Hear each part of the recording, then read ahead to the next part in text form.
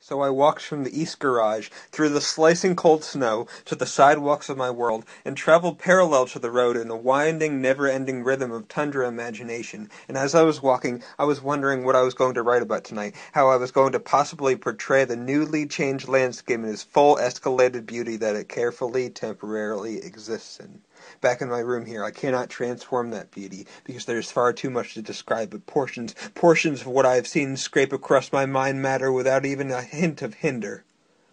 An almost exotic wind has picked up the top millimeter of snow for miles across the landscape, and amazingly, this happening creates a sand-like whirlwind that delicately blows across the white cotton carpet suddenly coming to appearance. And after witnessing the dance of snow particles shooting across the sleek mass of white, voices can be heard in the background terrain, and soon people attached to those voices.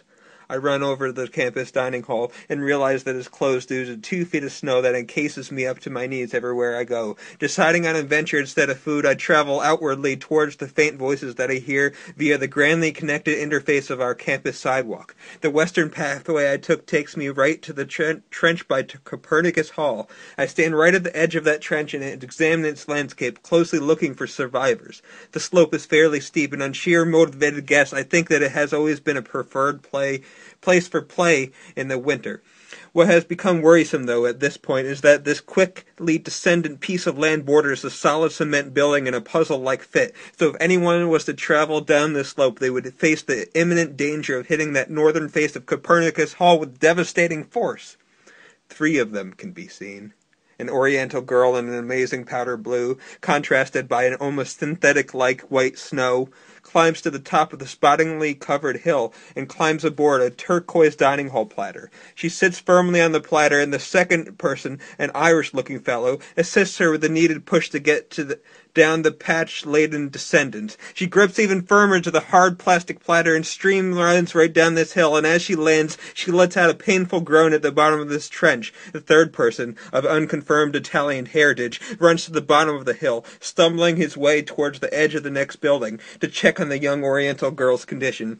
Irish-looking fellow quickly follows the Italian's lead, and soon the two become hovering in a semicircular position over the girl who is down on the ground, face towards that disgustingly tainted brown snow. And now the Italian boy wants to know if the powder blue princess has been harmed in any way since this quick descendance into chaos.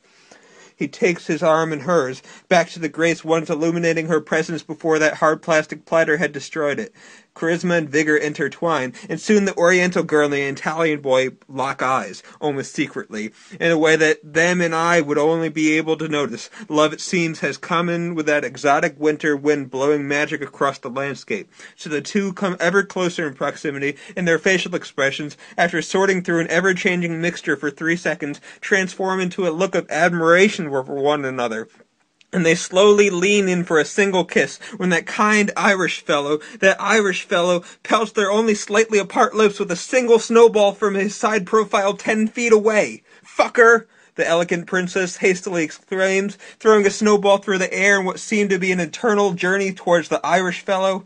The ice ball, strengthening in power before hitting bone, took a brief portion of its 2-second journey towards the Irish fellow to crystallize even harder, and when it hit, that snowball smashed furiously into the Irish boy's cheekbone, shattering its icy form to the ground, but leaving an ever-present bruise in that boy's cheek.